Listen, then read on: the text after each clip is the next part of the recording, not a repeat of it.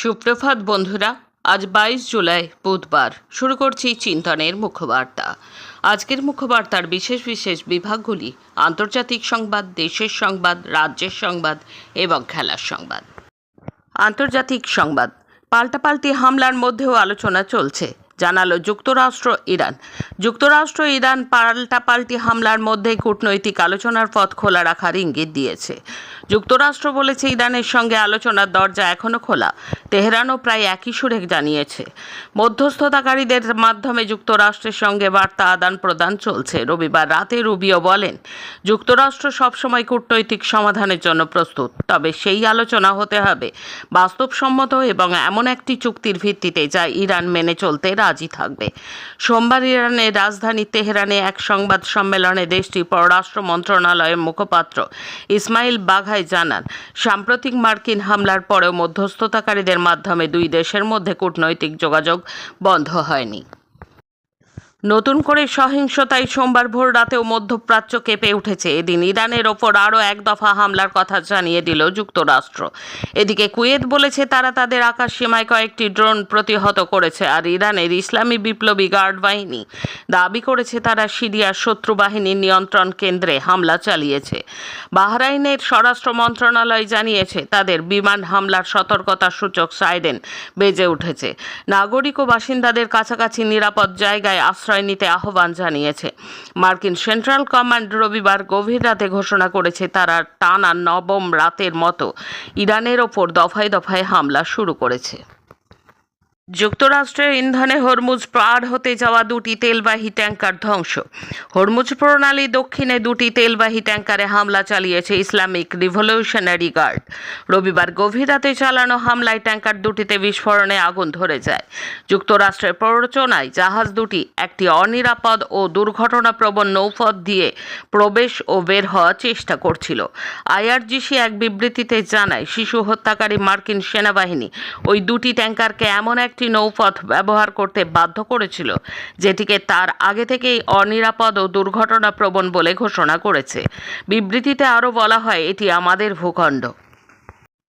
আইআরজিসির missile হামলায় Jordan জনতার গোয়েন্দা তথ্যে আকাবা বন্দরে দুই মার্কিন বিমান বিধ্বস্ত। জর্ডানের আকাবা বিমানবন্দরে ব্যালিস্টিক ক্ষেপণাস্ত্র হামলা চালিয়েছে ইসলামিক রেভলিউশনারি গার্ড। এতে আকাবা বন্দরে থাকা যুক্তরাষ্ট্রের C-17 পরিবহন বিমান এবং P-8 কমান্ডো নিয়ন্ত্রণ বিমান ধ্বংস করার দাবি করেছে আইআরজিসি। তারা জানায়, অপারেশন নাসর 2 এর 21তম ধাপের এই হামলা জর্ডানের কিছু নাগরিকের সহযোগিতায় পরিচালিত হয়েছে।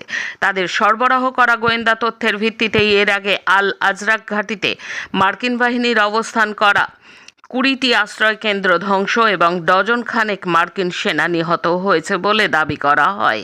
বিবৃতিতে আরও বলা হয়, দখলদার মার্কিন সেনাবাহিনী গত কয়েক দশকে 10টিরও বেশি ইসলামিক দেশে হামলা চালিয়েছে, লাখো মুসলিমকে হত্যা করেছে। গাজায় প্যালেস্তানীয়দের গণহত্যা ও পশ্চিম তীর ধ্বংসযজ্ঞে শিশু হত্যাকারী জায়নবাদী শাসনের প্রধান সমর্থক যুক্তরাষ্ট্র। বিশ্ববাজারে অপরিশোধিত তেলের দাম সোমবার ফের $90 ছাড়িয়েছে। যুক্তরাষ্ট্র ও ইরানের মধ্যে সংঘাত আরও তীব্র হওয়ায় ও হরমুজ প্রণালী দিয়ে তেল পরিবহন ব্যাহত হওয়ায় এই পরিস্থিতি তৈরি হয়েছে।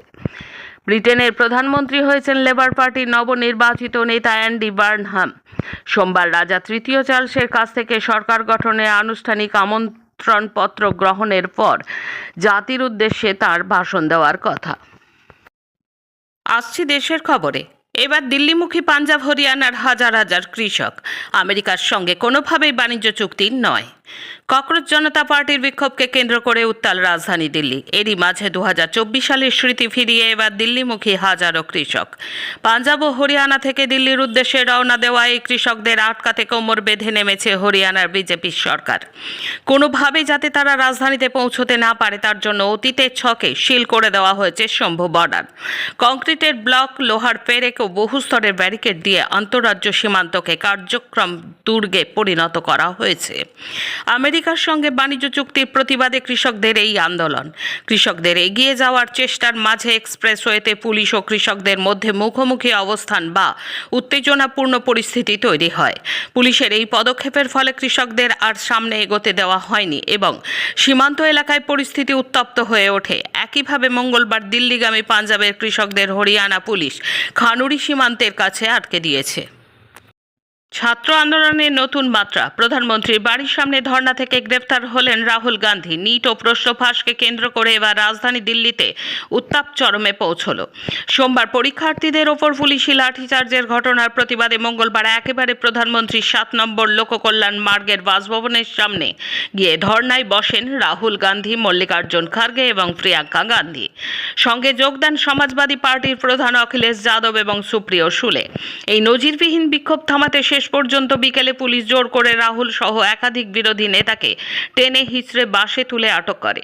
এদিন বিকেলে রাজাজি মার্গ থেকে শুরু হওয়া এই পদযাত্রা প্রধানমন্ত্রীর বাসভবনের কাছে পৌঁছতেই নড়েচড়ে বসে প্রশাসন। ধর্নার মাঝে হুট করেই হাজির হন পিএমও দপ্তরের প্রতিমন্ত্রী জিতেন্দ্র সিং।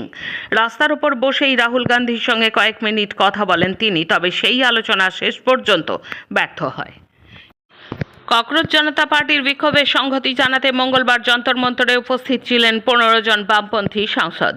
সোমবার রাতেই এই চত্বরে সিপিআইএমের সাধারণ সম্পাদক এম এ বেবি, সাংসদ কে রাধাকৃষ্ণন, এসএফআই এর সর্বভারতীয় সভাপতি আদার্স এম সাদি প্রমুখ।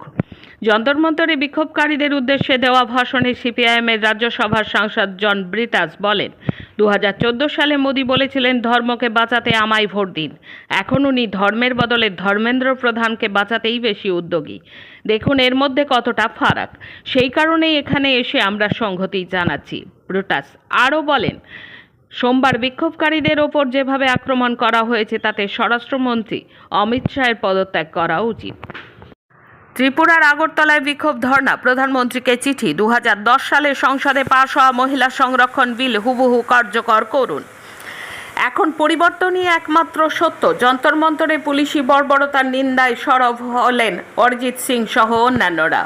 পুলিশের নির্যাতন নিয়ে অভিযোগ শুনতেই চাইল না দিল্লি হাইকোর্ট। লাগাতার বৃষ্টিতে উজান আসামে 10 লক্ষেরও বেশি বানভাসী।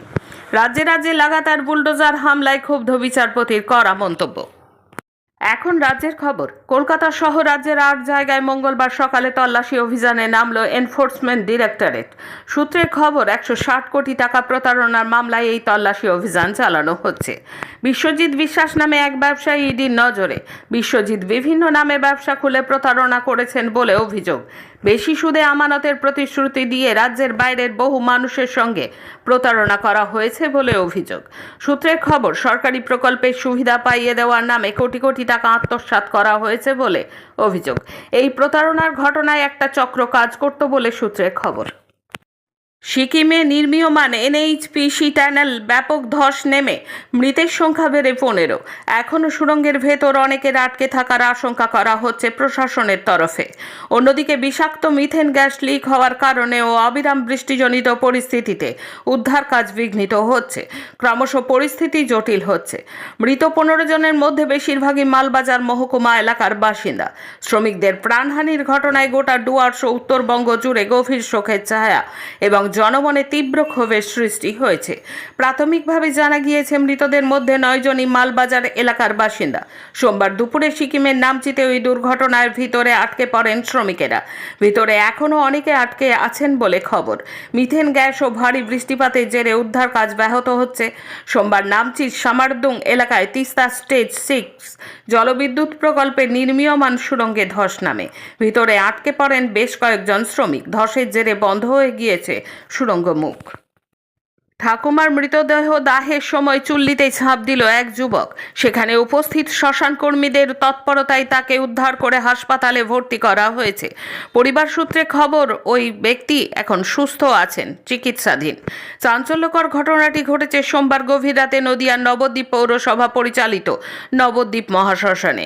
জানা গেছে ওই দিন রাতে নদিয়ায় গেদে সীমান্তবর্তী এলাকায় থেকে এক বৃদ্ধার মৃতদেহ নিয়ে শেষকৃত্য সম্পন্ন করতে নবদ্বীপ মহাশ্মশানে শ্মশানে আসে মৃতার পরিবার পরিজনেরা। রাত 11:30 নাগাদ মৃতদেহ শ্মশানের বৈদ্যুতিক চুল্লিতে দাহ করতে ঢোকানোর সময় হঠাৎই মৃতদেহের ওপর ঝাঁপ দেয় ইন্দ্রজিৎ বিশ্বাস নামে 26 বছরের ওই যুবক। বিষয়টি বুঝতে পেরে তড়িঘড়ি সেখানে কর্তব্যরত শ্মশান কর্মীরা ওই যুবকের কোনো রকমে পা ধরে টেনে বাইরে বার করে আনে। বৈদ্যুতিক চুল্লির তাপে গুরুতর আহত ও আশঙ্কাজনক অবস্থায় ওই যুবককে নবদ্বীপ স্টেট জেনারেল হাসপাতালে নিয়ে যাওয়া হয়। বর্তমানে সেখানেই যুবক চিকিৎসাধীন আছেন এবং সুস্থ আছেন বলে পরিবার সূত্রে খবর। ঘটনাকে কেন্দ্র করে তীব্র চাঞ্চল্য ছড়ায় নবদ্বীপ মহাশ্মশান চত্বরে। জমি বিবাদের চরম পরিণতি। কলকাতায় নিউ টাউনের পাথরঘাটায় ঘটল এক নৃশংস হত্যাকাণ্ড। ভিটেমাটির বিবাদকে কেন্দ্র করে ধারালো অস্ত্রের কোপে প্রাণ হারালেন বাবা ও ছেলে। মর্মান্তিক এই হামলায় গুরুতর আহত হয়ে হাসপাতালে জীবন মৃত্যুর সঙ্গে লড়ছেন পরিবারের গৃহবধূ। খবর পেয়ে বিধাননগর কমিশনারেটের উচ্চপদস্থ আধিকারিকেরা বিশাল পুলিশ বাহিনী নিয়ে ঘটনাস্থলে পৌঁছায়। এক রক্তাক্ত ঘটনায় যুক্ত থাকার সন্দেহে ইতিমধ্যে কয়েকজনকে আটক করে জিজ্ঞাসাবাদ শুরু করেছে পুলিশ। শেষে খেলার খবর। বিশ্বকাপ ফাইনালে সংযুক্ত সময়ের গোলে আর্জেন্টিনাকে হারিয়ে চ্যাম্পিয়ন হয়েছে স্পেন। মরিয়ার ডিফেন্স করেও 10 জনের শেষ রক্ষা হয়নি, নাকি ড্রেসিং রুমের গন্ডগোলের খেসারত দিতে হলো? ভাইরাল ভিডিও ঘিরে বিস্ফোরক দাবি নেটিজেনদের। অতিরিক্ত সময়ে মেসির বক্তব্য শুনে অনেকেরই বক্তব্য নিজেদের মধ্যে ঝামেলা বেঁধেছিল। চেন্নাই গ্র্যান্ডমাস্টার্স 2026 দাবা টুর্নামেন্টের 6ষ্ঠ রাউন্ডে বিশ্ব চ্যাম্পিয়ন ডি গুকেশকে হারিয়ে কেরিয়ারের সবচেয়ে বড় জয় পেয়েছেন 19 বছর বয়সী গ্র্যান্ডমাস্টার এম প্রণেশ। আজকের মুখ্য বার্তা এই পর্যন্ত। নমস্কার।